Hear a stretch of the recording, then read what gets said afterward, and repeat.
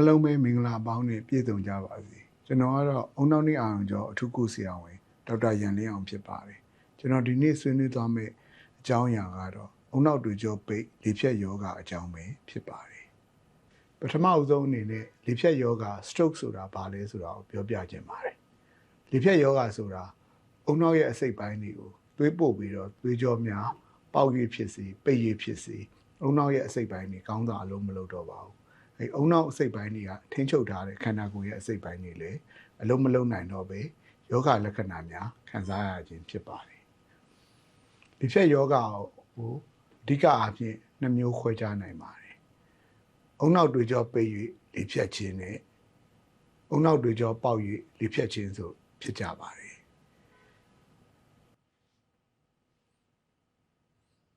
အုံနောက်တွေကြောပိတ်၍လေဖြတ်ခြင်းဟာလေဖြတ်တော်လူနာ10ယောက်မှာ9ယောက်ခန့်ဖြစ်လိမ့်ရှိပါတယ်။အုံနောက်တွင်းရှိသွေးကြောငယ်များကျဉ်းရပိတ်ခြင်းနဲ့နှလုံးနှင့်သွေးလွှတ်ကြောများထဲမှာရှိတဲ့သွေးခဲငယ်များလာရောက်ပိတ်ဆို့ခြင်းတို့ဖြစ်နိုင်ပါတယ်။သွေးကြောပိတ်၍လေဖြတ်ခြင်းကိုဖြစ်စေတဲ့အကြောင်းရင်းများစွာရှိပါတယ်။အဲ့ဒီမှာပြုပြင်ပြောင်းလဲရတဲ့အကြောင်းရင်းများကိုဆွေးနွေးတော့မှာဖြစ်ပါတယ်။အဲ့ဒီဟာတွေကတော့သွေးတိုးယောဂရှိခြင်းစီးကြိုသွေးကြိုရှိခြင်းသွေးတွင်းအဆီဓာတ်များလွန်ခြင်းနှလုံးခုန်မမှန်ခြင်းနှလုံးယောဂရှိခြင်းအဝလွန်ခြင်းဆွေးလိတ်တောက်ခြင်းဆွေးရက်ကြီးသုံးဆွဲခြင်းကွန်းကိုဆွေးရက်ကြီးဖြင့်စားခြင်းဆွေးရက်ကြီးငုံခြင်းနောက်အရက်အလွန်ကျော်တောက်ခြင်းကျန်းမာရေးနဲ့မညီညွတ်တဲ့အစားအသောက်တွေစားခြင်းကိုယ်လက်လှုပ်ရှားမှုနေခြင်းတို့ဖြစ်ပါတယ်အုံနောက်တွေးကြောပိတ်လေဖြတ်ယောဂရဲ့လက္ခဏာများအုံနောက်ကိုထောက်ပံ့တဲ့တွေးကြောကြီးငယ်ပိတ်တဲ့နေရာကိုလိုက်ပြီးတော့ခံစားရတဲ့ယောဂလက္ခဏာများလည်းကွဲပြားနိုင်ပါတယ်။လေဖြတ်ယောဂရဲ့လက္ခဏာများတော့အဓိကအားဖြင့်လက်သို့မဟုတ်ခြေတစ်ဖက်အားနေခြင်းကိုယ်တချမ်းလေးလံခြင်းလုံးဝမလှုပ်ရှားနိုင်ခြင်း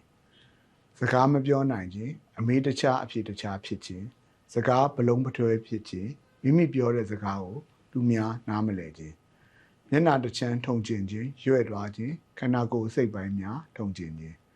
လမ်းလျှောက်ရင်တရင်တရိုင်ဖြစ်ခြင်းထိန်းချုပ်မှုအားနည်းခြင်းအမြင်အာရုံချို့ယွင်းခြင်းမှတ်ဉာဏ်ချို့ယွင်းခြင်းနဲ့အာရုံစူးစိုက်မှုအားနည်းခြင်းတတိလက်ခြင်းကြောင်ကတန်းဖြစ်ခြင်းတို့ဖြစ်ပါတယ်အဲ့ဒါအပြင်အစာရည်စာမျိုးရခက်ခြင်းစီးဝမ်းမထိန်နိုင်ခြင်းတို့လည်းဖြစ်နိုင်ပါသေးတယ်လေဖြတ်လူနာတွေကိုဆေးရုံအရေးပေါ်ဆေးလို့ဘာကြောင့်အရေးကြီးလဲဆိုရင်လေဖြတ်ယောဂလက္ခဏာများစတင်ခံစားရပြီဆိုရင်အုံနောက်တွင်းမှာရှိတဲ့ဇဲကလပ်စီများနှင်းမြန်စွာထိခိုက်ပျက်စီးနေပါသဖြင့်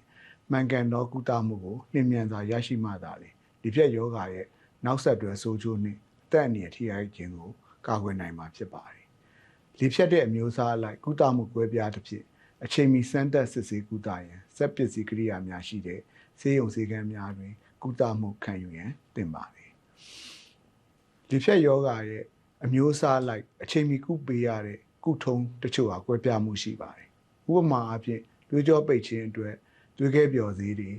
သွေးကျဲဆေးတွေဖြင့်ကုရတော့လေသွေးကြောပေါက်ရည်လေဖြတ်ခြင်းတွေသွေးခဲပျော်ဆေးများသွေးကျဲဆေးများပေးမိပါကလူနာရဲ့အခြေအနေဟာပုံမှုဆိုးဝါးနိုင်ပါတယ်။ဒါကြောင့်မို့လို့လေဖြတ်ယောဂအမျိုးအစားကိုသိရှိရန်အရေးကြီးတဲ့အတွက်ကြောင့်ဆေးရုံဆေးခန်းများကိုအလင်းမြန်တွားရောက်ဖို့လိုပါတယ်။လေဖြတ်ပါကလူနာကိုဆေးရုံဆေးခန်းများတွင်ယောဂရာဇဝင်ကိုတေချာစွာမေးမြန်းခြင်းစမ်းသပ်မှုများပြုလုပ်ခြင်းသွေးစစ်ဆေးခြင်းအရေးကြီးဆုံးဖြစ်တဲ့အုံနောက်သွေးကြောပိတ်ခြင်းနဲ့သွေးကြောပေါက်ခြင်းကိုခွဲခြားနိုင်တော့အုံနောက်ကွန်ပျူတာဓာတ်မှန် CT scan ရိုက်ခြင်းတို့ကိုပြုလုပ်ကြပါတယ်။လေဖြတ်ယောဂကုထုံးများကတော့လေဖြတ်ယောဂအမျိုးအစားအလိုက်ပေးရတော့ကုသမှုနဲ့အထွေထွေကုသမှုဆိုပြီးရှိပါတယ်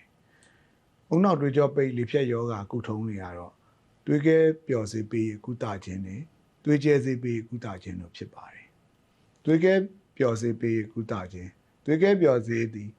ကောင်းကျိုးများစွာရှိတော့လေဘေးထွက်ဆိုးကျိုးများလည်းရှိနိုင်တဲ့ဖြင့်ဆေးသွင်းကုသရန်စံနှုန်းကိုက်မိသူများအချိန်မီရောက်ရှိသူများကိုသာသွေးခဲပျော်စေးပေး၍ကုသရပါတယ်။ဒါမှမဟုတ်ပါကဆေးကြောင့်ဦးနှောက်အတွင်းသွေးယိုစီးမှုဖြစ်ပွားနိုင်ပြီးအသက်အန္တရာယ်ဆုံးရှုံးတဲ့အထိဖြစ်ပွားနိုင်ပါတယ်။သွေးကျဲဆေးဖြင့်ကုသခြင်းယောဂလက္ခဏာဖြစ်ပြီးချိန်မှာ24နာရီအတွင်းသွေးကျဲဆေးတွေနဲ့ကုသပါကလေဖြတ်ယောဂရဲ့နောက်ဆက်တွဲဆိုးကျိုးများကိုလျော့နည်းစေနိုင်ပါတယ်။အထွေထွေကုသမှုအနေနဲ့အစာရည်စာမမျိုးနိုင်တော့လူနာများအားအစာတွင်းပိုက်နှာခေါင်းပိုက်ထည့်ခြင်းစီးပိုက်ထည့်ခြင်း နောက်အစီကြစေစီကြိုစေများလိုအပ်ပါကပေးခြင်းသွေးပေါင်ချိန်တက်ပါကလေဖြတ်ယောဂအမျိုးအစားပေါ်မူတည်ပြီးသွေးပေါင်ကျစေထိုးစေတောက်စေများပေးခြင်းတို့ပြုလုပ်ရပါတယ်လေဖြတ်ခြင်းကြောင့်ဖြစ်ပွားတတ်တဲ့နောက်ဆက်တွဲယောဂများမဖြစ်ပွားအောင်ကြိုတင်ကာကွယ်ခြင်းနဲ့ဖြစ်ပွားပါကထိရောက်စွာကုသမှုပေးခြင်းတို့လည်းအရေးကြီးပါတယ်လေဖြတ်ယောဂကြောင့်ဒီနောက်ဆက်တွဲယောဂလက္ခဏာများဖြစ်တဲ့ခြေထောက်သွေးပြန်ကြောပိတ်ခြင်းအိယာနာပေါက်ခြင်းတို့ကိုမဖြစ်ပွားအောင်ကြိုတင်ကာကွယ်လို့ရပါတယ်ဖြစ်ပွားရင်လည်းထိရောက်စွာကုသပေးလို့ရပါတယ်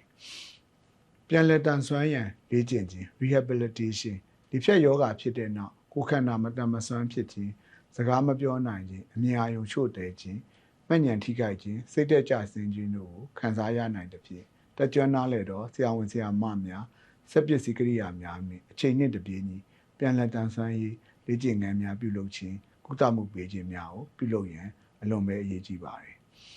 ဒီပုံလေးတွေကတော့ပြန်လည်တန်ဆွမ်းရေးလေ့ကျင့်ခန်းလုပ်ပေးတာတွေပုံလေးများဖြစ်ပါတယ်လေဖြတ်ယောဂကိုကာကွယ်လို့ရပါသလားဆိုကာကွယ်ရပါတယ်ပေါ့နော်အဲ့ဒီမှာနှစ်ပိုင်းရှိပါတယ်လေဖြတ်ယောဂမဖြစ်မီကာကွယ်ခြင်းနဲ့နောက်တစ်ချိန်လေဖြတ်ခြင်းမှာကာကွယ်ခြင်းတို့ဖြစ်ပါတယ်